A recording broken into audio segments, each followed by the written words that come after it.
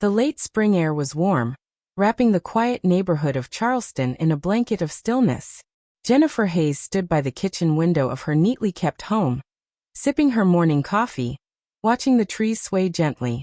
She was 36, a mother of two, and married for over 11 years to Daniel Hayes, a financial consultant whose time had become increasingly absorbed by work. Their marriage had long settled into a routine, safe, predictable, and void of the spark that once defined their love.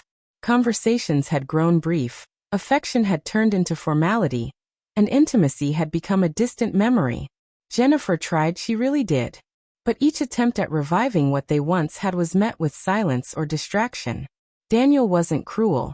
He was simply absent in a way that was louder than any argument. It was the kind of absence that made a woman feel invisible, while standing right next to the man who once called her his whole world. It was during one of her many volunteer shifts at the local community center that Jennifer met Caleb Miller. He was the new fitness instructor, in his early 40s, with a smile that reached his eyes and a voice calm like a morning breeze. He wasn't just handsome. He was attentive, listening with genuine interest.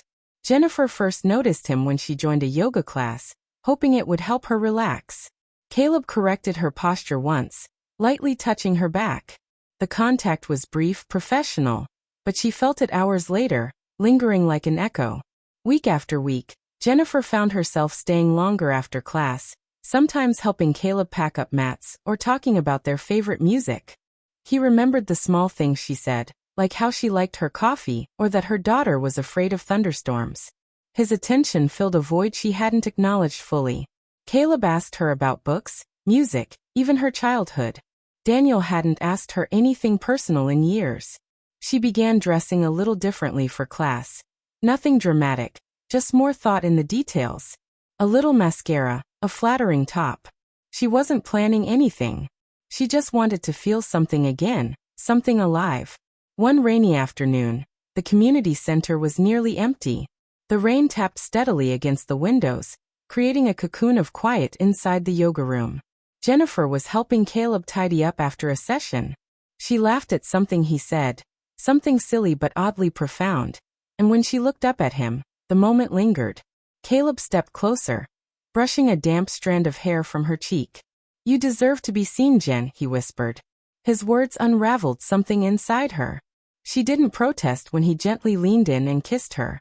It wasn't rushed or hungry, it was deep, slow, filled with meaning she hadn't felt in years.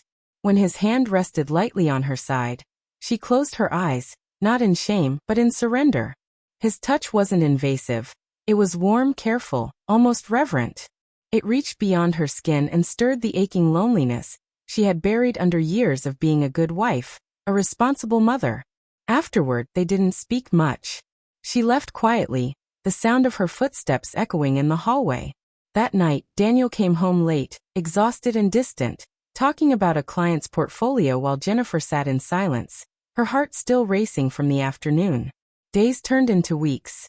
Jennifer wrestled with guilt, but what surprised her more was the clarity. Caleb didn't chase her.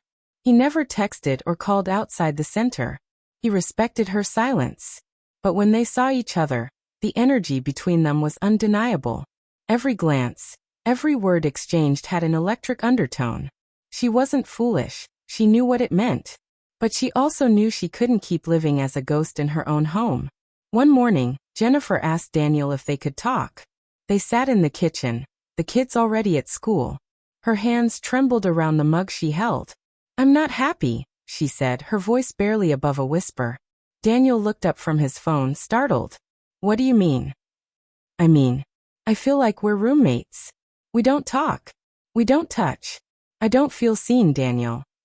He sighed, setting his phone down. "I've been working hard for this family. I thought you understood that." "I do. But I need more than just stability. I need connection. I need to feel like I matter." He didn't argue. His silence said it all. Jennifer told Daniel she needed a break.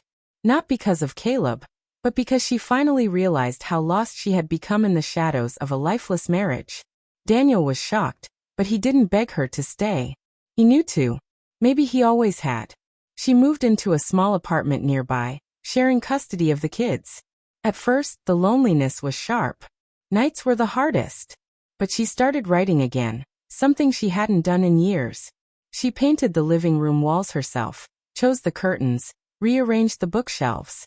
Small acts of claiming space that felt truly hers. She didn't jump into a relationship with Caleb. They took things slow. They went on walks, had coffee, shared stories. He once brought her a book she mentioned in passing, left it at her doorstep with a note. Thought you might like to get lost in this one. For the first time in years she felt heard, touched, and understood. Caleb asked about her dreams, not just her duties. He made her laugh with ease and listened without distraction. She discovered that the ache in her heart wasn't just for romance. It was for recognition. Infidelity wasn't just about the act. It was about the absence that came before it, the quiet ache of being unseen for too long. Jennifer's story wasn't about betrayal alone. It was about awakening. Months later, as summer came into full bloom, Jennifer sat across from Caleb at a small outdoor cafe. He reached for her hand, and she smiled. There was still guilt in her heart, but there was peace too. Because now, her heart was no longer silent. They talked about the future. No promises, no pressure. Just hope. Caleb kissed her again, and this time, it wasn't laced with guilt or secrecy. It was soft, familiar, full of quiet joy.